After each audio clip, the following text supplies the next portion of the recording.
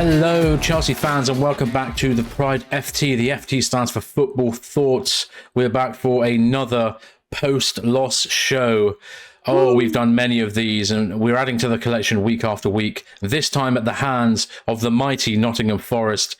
To react to this and much more, as ever, I'm joined by my illustrious co-host, Clark. Clark, good evening. How are we? I'm all right. It sets up, you know what, having a loss, it sets up your week for just disappointment.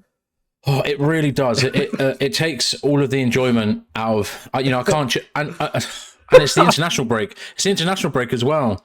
So now I'm just going to sit on this disappointment for 2 full weeks. We can't even enjoy social media. Like, it's just... No, exactly, because we can't flex on anyone. We can't say, look at us, we're in 7th, or, we're going well. It's just getting shit on, constantly shit on.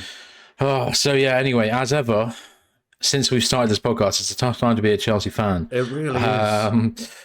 Thank you for anyone. Okay, I hope not. Thank you for anyone who's joined us recently or who's been here from the start. If you could like, subscribe, and comment, that'd be great. Yes, remember to join the Fantasy Football League as well, which I think you can still join on the Premier League app if you can access that. In the description, codes in the description for it. Yeah, so as I said, a 1-0 loss in Nottingham Forest. We had 2.3 XG to their 0.76. We had 1.83 expected assists to their 0.34. We had 76% of the ball, 21 total shots, 7 corners, 26 throw-ins, 9 free kicks, 3 big chances created, and 3 big chances missed. It's safe to say, for all of the positive metrics that you like to see of a football game, we dominated. Mate, you know what? You just got to laugh. But unfortunately, you don't laugh, you'll cry. The actual stat that matters the most at the end of the day is the goal, and it was Nottingham Forest who got their goal, which was enough for them to seal the win. Now, they got that goal in the 40th minute through Anthony Elanga, because obviously his first goal for Nottingham Forest, because that's what we do. We give people their first goals straight after half-time. It was actually quite a nice goal, to be fair. Lovely play from Awonyi, who slipped him through, and it was a good run and finish. And we knew from that point, didn't we? As soon as they got that goal, that's it. We're finished. Yeah. It just seemed to be like I was watching last season again. I actually saw on Sky Sports that we was the first ranked out of all the Premier League teams for ball possession, total shots, not shots on target. Sorry, total shots, passes, and I think it's like expected goals or something like that. And we was the first ranked out of all 20 teams. And it's ridiculous, but the thing that we rank lowest on is goals. So it's so dry, man. It's so dead. We've spoke about this quite a lot, like how we can improve the team. Now the transfer window is closed. We've got to do what we can with what we got. I think it's gonna get better. I bloody hope so.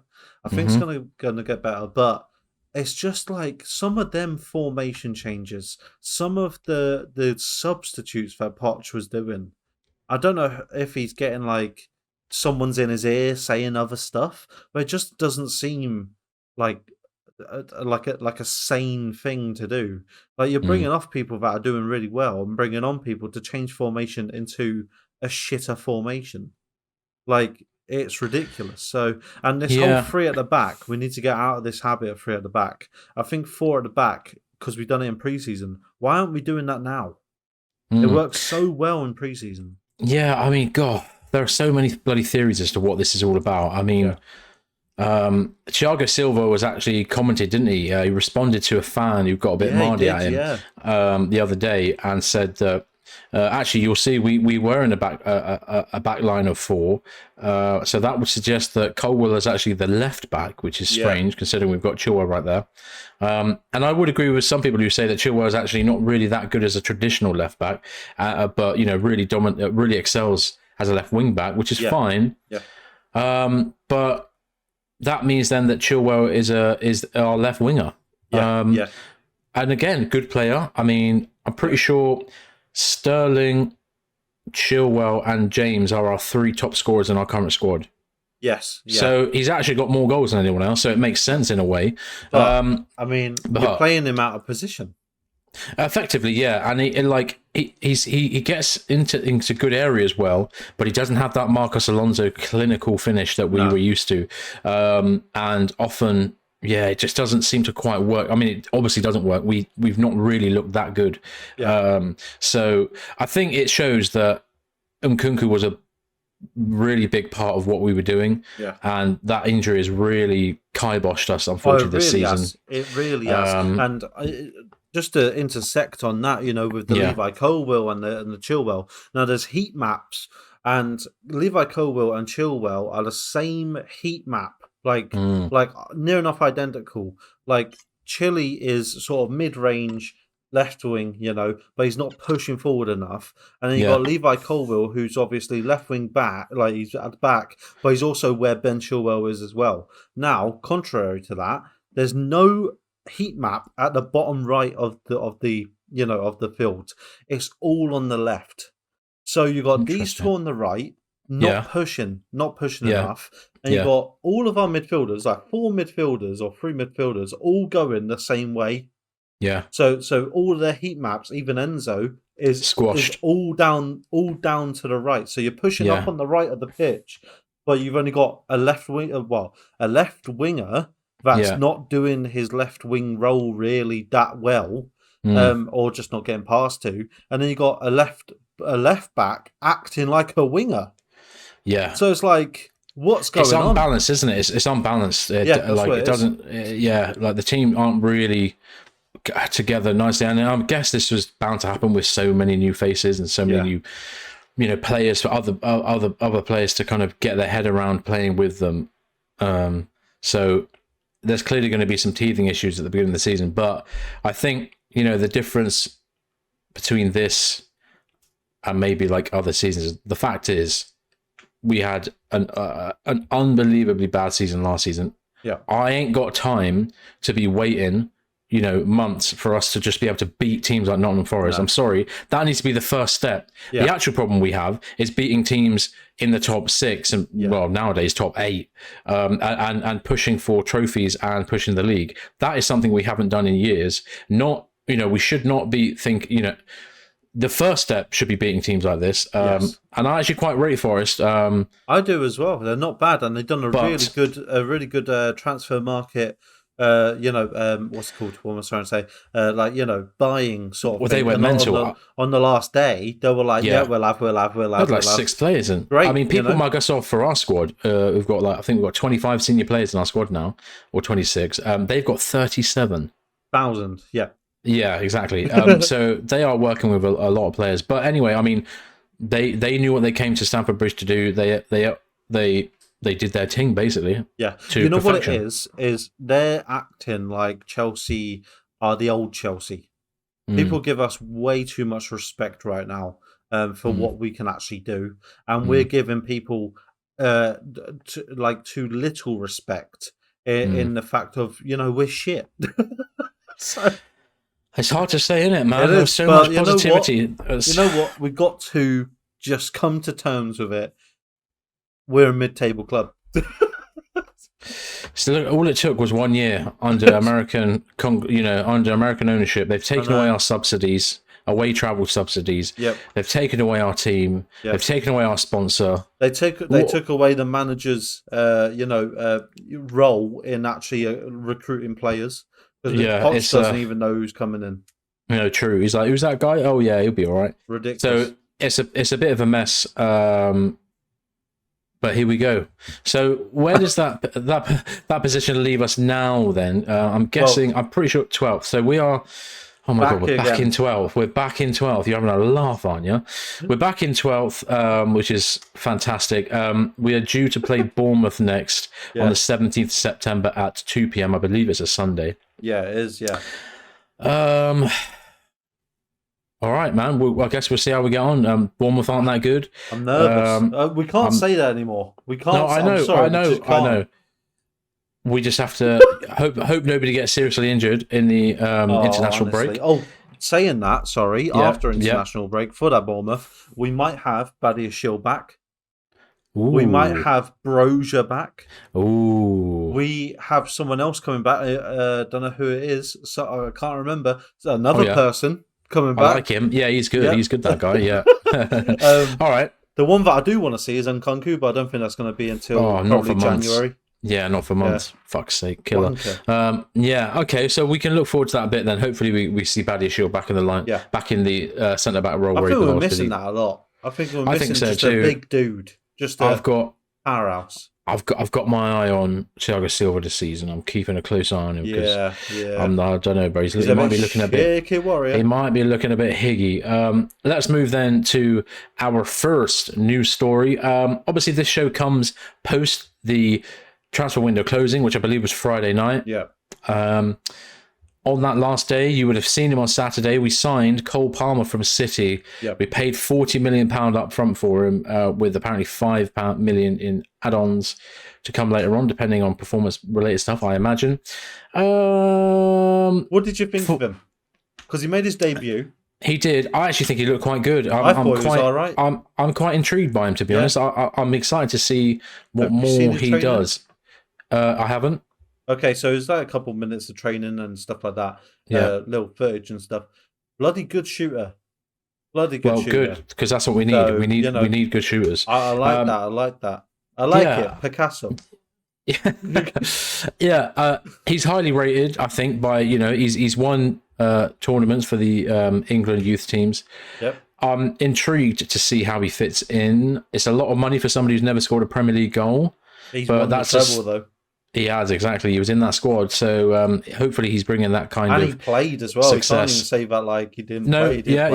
He did have games. He did have games. So I don't have too much to say about him because I haven't seen him much. I like him. I like his vibe. Yes, I like his vibe. I liked what I saw on the weekend. Yeah. And, did you see him with Sterling? I did. That was quite nice. Each other. Yeah, and he was like talking him through. And when he first saw him at Chelsea, you just saw Sterling smile. He was like, "Hey," sort of like, I quite like welcome. That. I like that. I quite like that. Romelu Lukaku has officially gone to Roma. We did talk about it in the last podcast.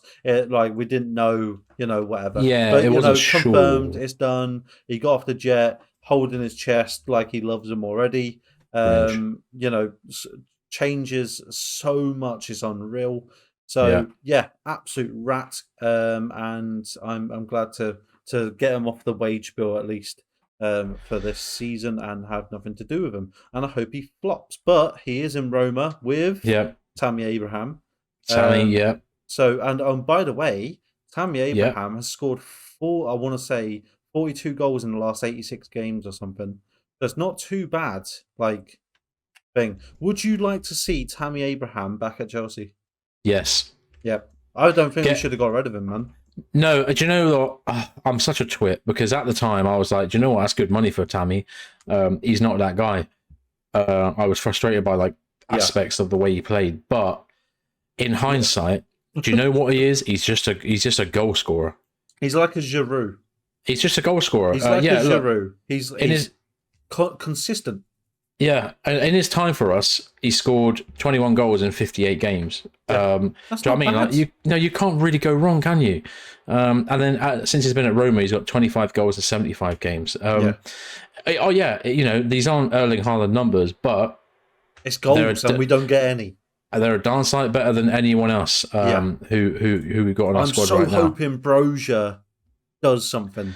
I'm hoping he comes in and be like, yo, I've been out with injury. Let's get back to it. I'm your striker now. I'm the Don, right? And he just comes in and fucking bosses it. I swear to God. Because if he does, that is so, what's it called? Put sort of like a plaster on it, sort of like a bandage on it until Nkunku comes back.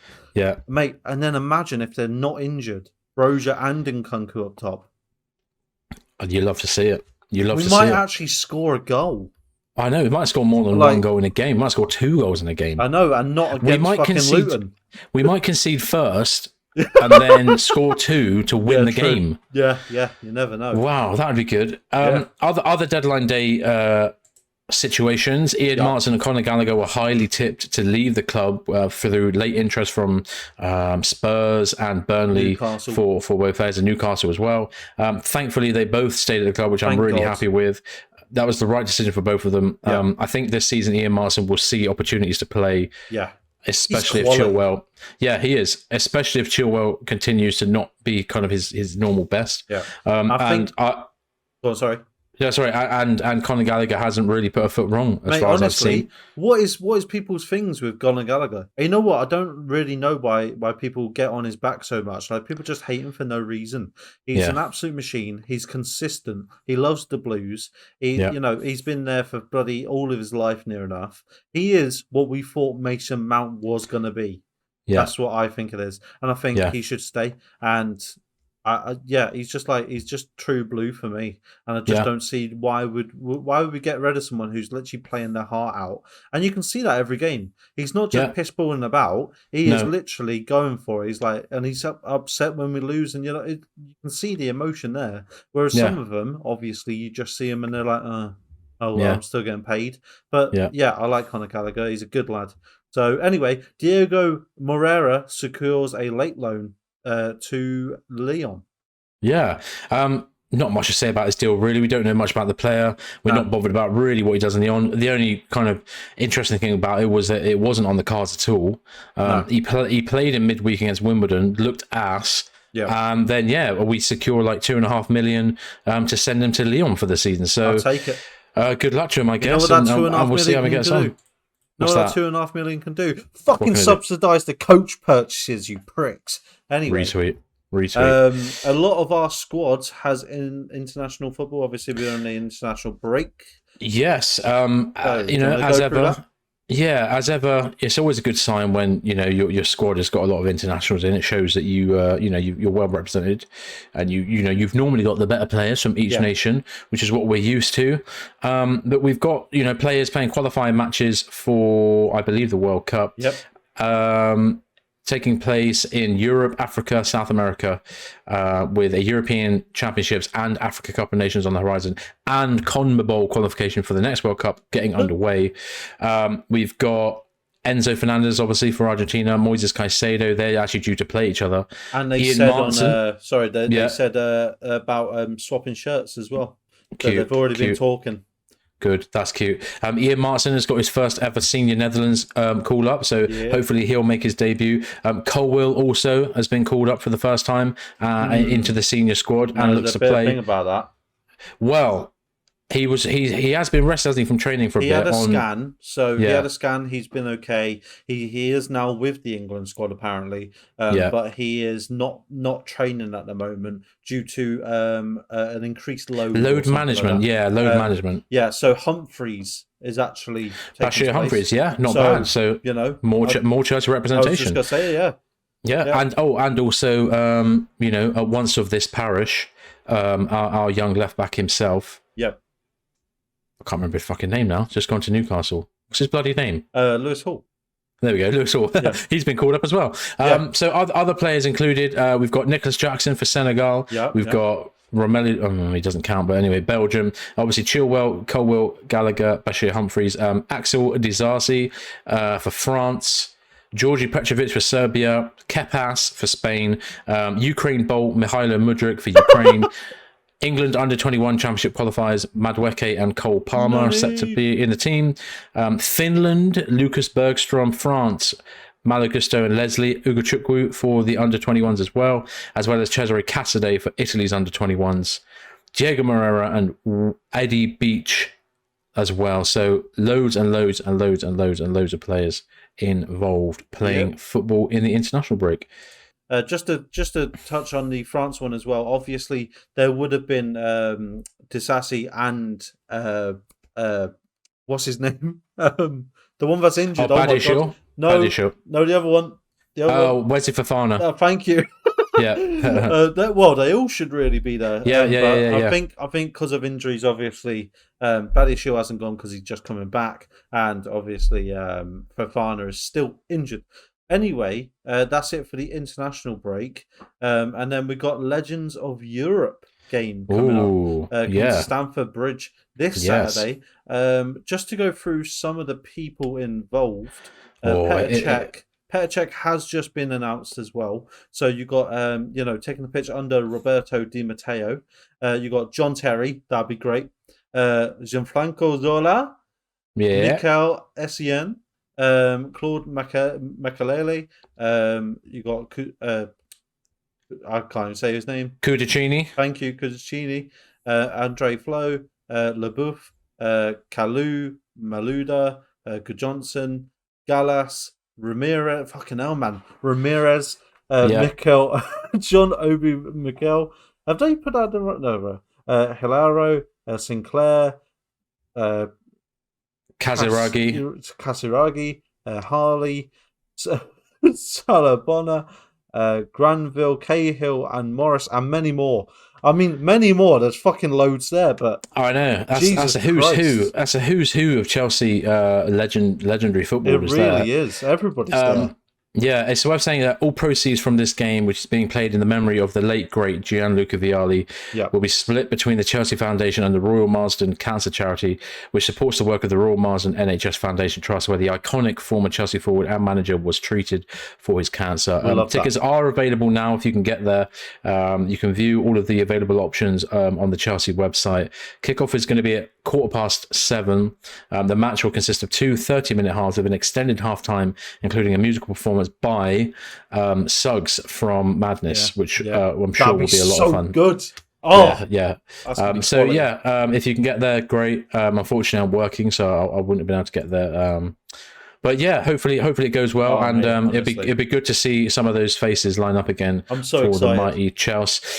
So since the last show as well, the away kit has finally been officially revealed. We've all seen it anyway throughout the whole summer. It's a lovely black and blue job, geometric patterns. It looks really nice. I'm still torn really on what one I want to get. I need to see the third one. The home kit is so nice. I really should just go for that one. Hopefully it's that mint green. Ooh. Yeah, that'd be beautiful. On to the next one then. Chelsea executives hosted representatives from Riyadh Air, Saudi Arabian airline company, pitched a potential longer-term front-of-shirt sponsorship deal for the men's and women's teams for the next season, which is a bit weird because if it's on the women's team shirts, the women's can't literally play football in Saudi Arabia. There can't be a women's team, so that's pretty awkward. Chelsea is seeking an overall £60 million a year price that could fluctuate depending on the length of the contract and our Champions League status. Kayun Sports is also another contender. I believe they're on the front of Forest's shirts now, actually. Ironically enough, they're a big online betting gambling website. So I know, garbage, but there we go. Okay. And then, and then obviously we.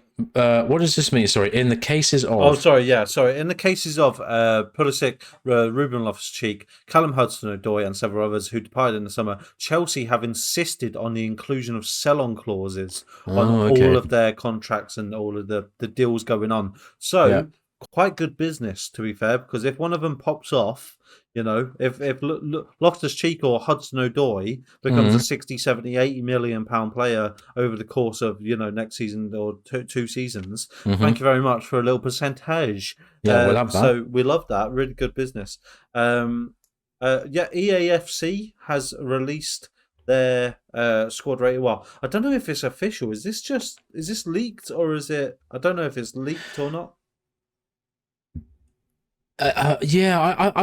There are quite a lot of stat drops out there. I'm thinking it's official, but don't quote me on that, to be fair. Yeah, because I'm not entirely sure. I think these might be leaked. So someone's obviously got a game, and then they can go into the code and have a look. So our top people are Nkunku with 86, James 84, Silva 84, and Fernandez 83. Sterling 83, Chilwell 81, Casado 80. Everyone else is under 80. So literally, we've got 7 players that's just over 80. We are slotted. Fucking shite. Nobody is going to be playing Chelsea in the head-to-head game, online head-to-heads. No. What a mess. I mean, obviously, these things are whatever in it. But What are they smoking over there? Why has Enzo Fernandez only got 81 passing? What the fuck, man? Can someone make that make sense? Why has James only got 72 shooting? The guy literally bangs it in from anywhere. Why has Sterling only got 84 pace? What? The guy's literally one of the quickest players in the league still. Honestly. They're making out like he's 37. He's younger than me. For God's sake. He's not even 29. So Fernandez, right? 83 overall. That 81 passing should really be 90. It should be. That's a joke. James should be at least 80 shooting on that. And maybe even a little more pace on James as well, because he is a fast boy.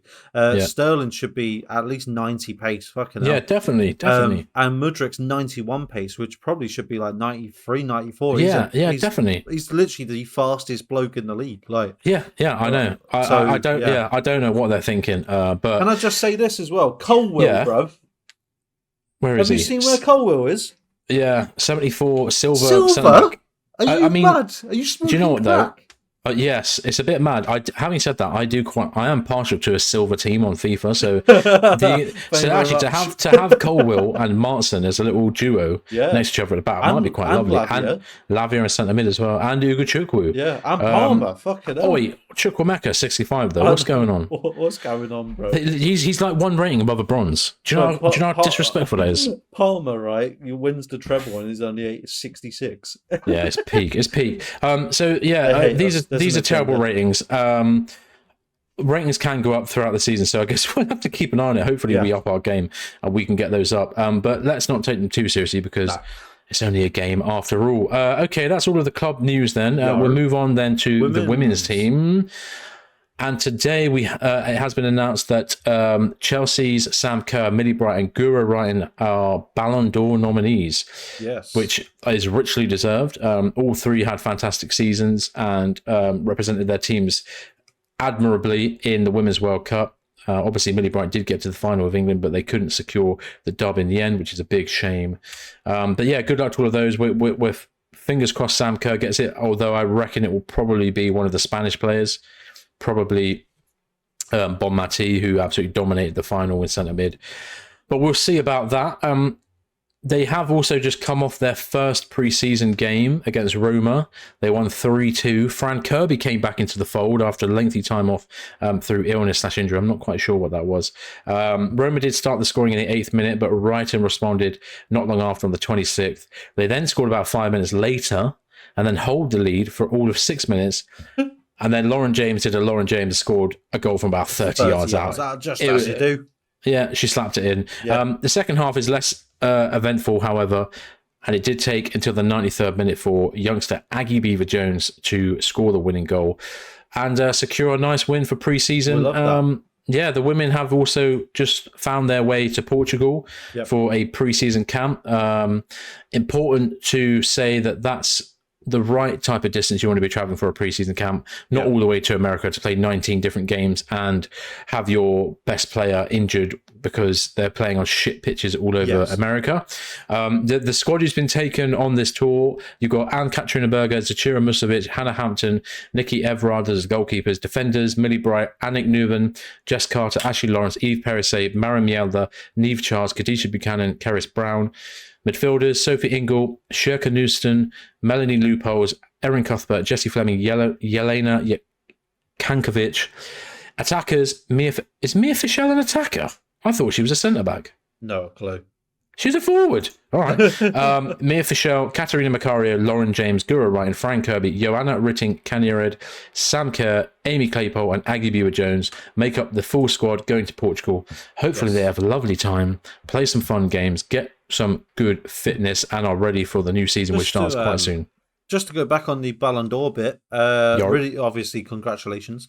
But they're the nominees. We haven't got no men's nominees. Too right. Wait. I was going to say, would you think Fernandez should be there because of the World Cup? Yes, just for because I remember integral. He was integral, and at the early part of that tournament, they weren't playing him, and then he came into the team. Yeah, and that's when they really turned it on. So yeah, I reckon he's probably worth an outside shot. Yeah, at least a nomination. At least a nomination. Come on, get him on the board. I mean, obviously Messi's going to win it. obviously. Oh, yeah. Haaland. Oh, that's a good point, actually. Yeah, Haaland. Messi, probably because of the World Cup. So. And Haaland, he was so mate, good. Jesus Christ. Yeah, true. Youth. What's going on? So, under 21s, they played last Friday against West Bromwich Albion. They won comfortably. Jimmy J. Morgan, Leo Castledine, and Donnell McNeely all scored to take us out winners over West Brom Avid. They return to action on the 16th of September as they take on Lyon in their first game of this year's Premier League International Cup. The game will be held at Kingsmeadow and is scheduled to kick off at 2 p.m. The under-18s recovered from going a goal down early on to secure 3 points in our first group stage game of the Premier League Cup. Runham, Golding, Mweka and Olagunju got the goals for Chelsea with a late goal from Barnsley that made the score look a bit more respectful at 4-1. It's now the international break where a number of our boys will be playing for their respective international age groups. The under-18s return on the Saturday the 16th of September as well when they host Fulham in a London derby at Cobham with a kickoff scheduled for 11 a.m. All of that match info and stats were supplied by the Chelsea website. So if you want to know more, you can go there. Indeed. Is that it for the youth? Yeah, that is it for the youth, yeah. So we're going on to Rival Watch. Rival Watch. Arsenal beat Man United in a fiery game at the Emirates. What a win. They ended up winning 3-1 with 2 goals in the second half injury time. Rice scores from a corner with Evans being held by Gabriel as he takes a shot. And Gabriel Jesus scores a clean breakaway goal on a late counter-attack. These 2 goals came after another contentious VAR/offside decision that chalked off Garnacho's potential late winner. As much as I hate both of these teams, so I couldn't care less. Time. But huge hate. I hate Man United fans and I hate Arsenal fans, and the way Man United fans just got humbled. Like halfway through, or 3/4, they're like, "Oh yeah, we just beat Arsenal," and then Arsenal's like, "Nah, just nah." Yeah. We're not bothered. I made those notes this morning, and I've actually seen the Garnacho goal since again. And to be fair, he is offside.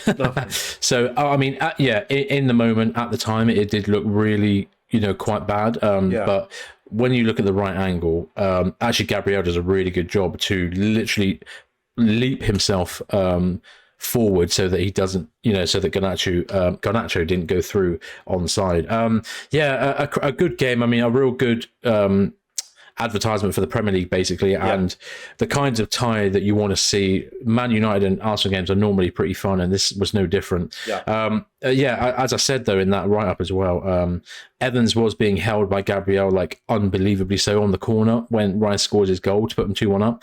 And again, wasn't seen at all. Reminds me of when, obviously, Cuckoo had his hair tugged by Romero in that Tottenham game last season.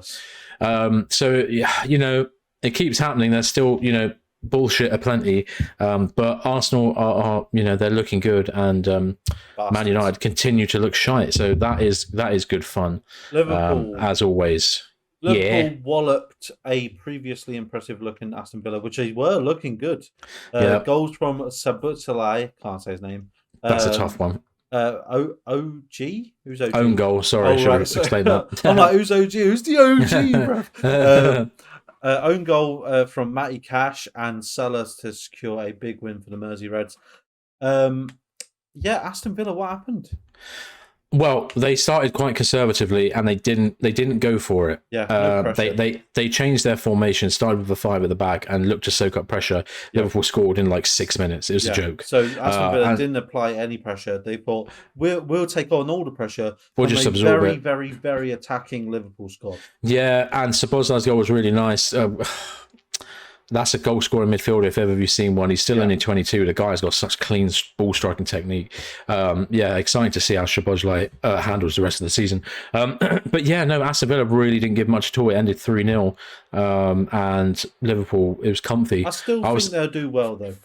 Oh, definitely, of course, but they just made a big boo-boo, and I think they need to be a bit more brave, because they can beat teams like Liverpool this season if they really give it a go, and it was just a bit of a shame to see them go down with a whimper like that. The next 2 games are all interesting because they feature players who scored hat-tricks.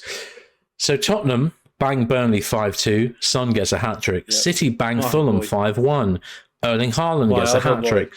Brighton bang Newcastle 3-1. Evan Ferguson gets a hat trick. No. So yeah, lots of goals, which is fun. Lots of hat tricks. Son and Haaland on my fantasy team. That's fantastic work. That's fantastic work. Well done. Quality. Happy for you there. I didn't have Ferguson. No, well, that makes sense. Good player though, that Ferguson. I think he's still only 19. Yeah. And I think like the fourth youngest or the fourth like under 20-year-old to get a hat trick in the Premier League. I think Michael Owen got a couple. He was a phenom back in the day. Wayne Rooney. Yeah, probably Ruiners. So yeah, interesting results. I mean, all to be expected, really. Maybe apart from the Brighton Newcastle game.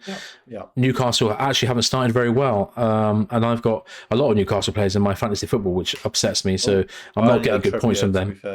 Oh, so that's not so bad. Yeah. I've got bloody Sven Botman and Nick Pope as well, so I'm mugged off. But yeah. Once again, though, good Premier League football, and by the way, and a lovely hat trick from Erling Haaland, who just he's just a machine. He's class. Kind of looping a bit back to Man United then, in terms of a rival watch. Mason Greenwood gets his move away from United. Getafe in Spain has signed him on loan.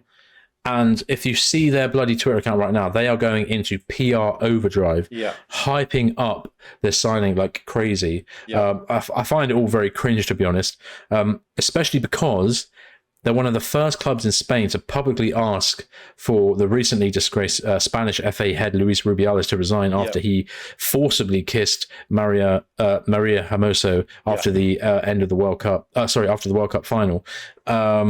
So for them, just for them to go, go on. Sorry, they've actually been asked by someone from somewhere high up to get rid of Greenwood already. Really? Yeah. So all this hype, they were proper hype train, and apparently some high up bloke or organization or whatever. I don't know if it's like part of the club. I've seen it somewhere, but they're like, you need to get rid of him. Because of the allegations. And that's fair enough. And I as you know, we talked about this before. I mean, you are gonna have. It's going to be tough for him to find a club because I'm sorry, the poor PR is terrible. In fact, I heard the clip again. Actually, the audio clip. It was on Twitter floating about again after this happened. And it just gave me a real reminder. And it is terrible. Like, it feels harsh to be so like.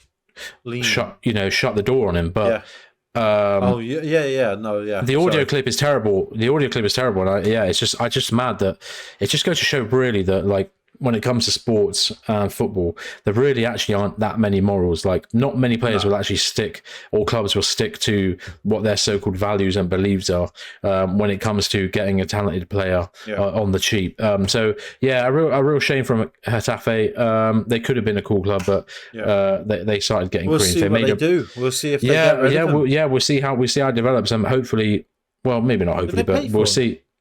I think they might have. I don't know the full details of the deal. I just know that it's dodgy and a bit weird of them to do so.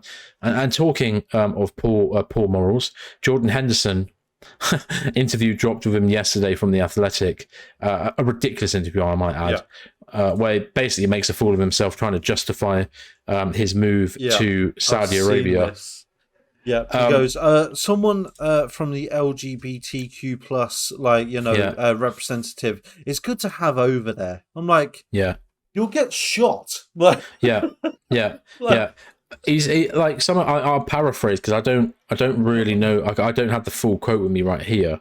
But he's like, I maybe me being there can help change the culture. It's like, brother, you're a random Mackham.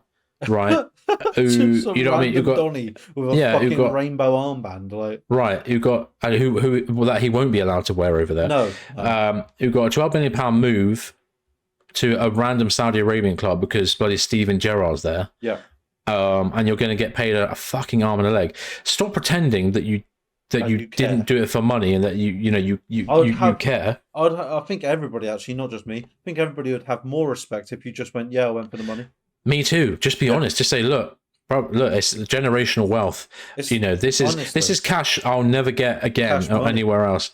And this is it. It's like when you're walking across, like walking down the street, and like a homeless person, or someone less fortunate comes up to you and oh, have you got like £1 or 50p or something? And they go, and then they come up with this story like, oh, I need it for the phone box. Like, no one uses a phone box anymore, brother. Right? Just say you want to buy some heroin, and that, like, I would probably give you the quid. Like, you know what I mean? I'll respect it. Just respect. Just be on a level with me. Don't come up with all this shit. You've gone there for how much is it? 700,000 a week or something? Oh, it's something like that. It's mental. Yeah, it's mental. Just say that, brother. Just say that, and we'll respect you anymore. But now you've done this, you're a cringy cunt. So yeah, exactly. Yeah. And I it just makes me think, like, Jordan Henderson carved himself out to actually have a pretty good Premier League career. For somebody who started at Sunderland and looked all right player, and it felt like he got bought by Liverpool as seemed like a bit of a water carrier.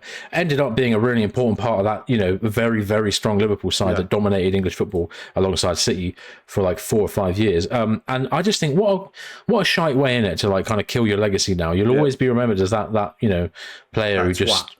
Who gave it all up so he could go and make loads of money in Saudi Arabia. If anyone wants to get a better understanding of like how the interview went, if you go to football365.com, one of my favorite websites, they posted a story one day ago. It's called the web link is called like the 11 worst answers in Jordan Henderson's execrable interview. Worth looking that up because it's very funny. They highlight some of the more stupid things he said in the interview, which make him look daft. That is obviously, that's the end of Rival Watch and basically the end of the show. However, before we go, in the last 10 minutes, we do have the 2023 Men's Ballon d'Or nominees have just dropped. So I'll just quickly run through them now. Andre Onana. I don't know how that's happened. Well, I guess he was an Inter Milan goalkeeper when they got to the Champions League final. Josko Gvardiol, Karim Benzema, Jamal Musiala, Mohamed Salah, Jude Bellingham, Bukayo Saka, Kevin De Bruyne, Randall Kolo Muani, Bernardo Silva, Emiliano Martinez, Ruben Diaz, Kuicha Kvaratskhelia, Nicolo Barella, Erling Haaland, Yassine Bounou, Martin Odegaard, Julian Alvarez, Ilkay Gundogan, Vinicius Jr., Lionel Messi, Rodri, Lautaro Martinez, Antoine Griezmann, Robert Lewandowski, Kylian Mbappe, Kim Min-jae, Victor Osimhen, Harry Kane, and Luka Modric. Yeah. Now, I just want to say, how is Fernandes not in the top 30 list? It's absolutely unreal. and also, I've just seen from Fabrizio Romano, how the hell is Marcus Rashford not in there either? Because he scored 30 goals and 11 assists in 56 games. So how the fuck, like, where are these nominees coming from? And you got people like Kolo Muani. Who the fuck is that, bruv? Like, it's just random Donnies. He's a French player. He's at Frank. Well, he was at Frank, but he actually just got signed by PSG this summer for 90 mil. So that's his career gone. 90 million, euros. And he did play in the World Cup and was kind of decent for France. Having said that, he did miss a bit of a sitter in the final. That if he'd have scored, might have secured them the trophy. So, I don't see maybe why like Kolo Muani's in there, especially as you said with Rashford knocking about. But other than that, I'm pretty happy with the list. I'm gutted. I'm gutted for Enzo to not even be nominated. He got the young player of the tournament for fucking World Cup, and you can't, and you're not even in the Ballon d'Or shout. Are you mad? Anyway, fuck him. It's all bloody rigged anyway. Congratulations to Messi, because we all know that's going to happen. He's got to do it. Yeah, that's well done on your 8th one. You probably won't get another. So that's that, and so I think that's all for the show. Unless you got anything else, no. I'm pretty happy with my lot. So we got international break this weekend. So have a good weekend if you aren't watching any football. If you are watching football, enjoy it. We've got a few international matches to watch. If you're supporting, Enzo or Caicedo or even France, maybe not.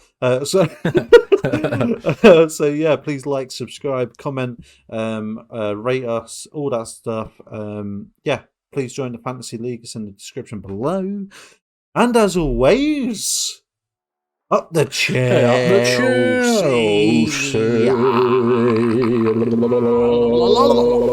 Thanks for listening to The Pride. If you enjoyed what you heard, feel free to leave us a review on your podcast app of choice, and maybe drop a like or follow on our YouTube, Twitter, TikTok and Instagram pages. And as always, up the Chelsea.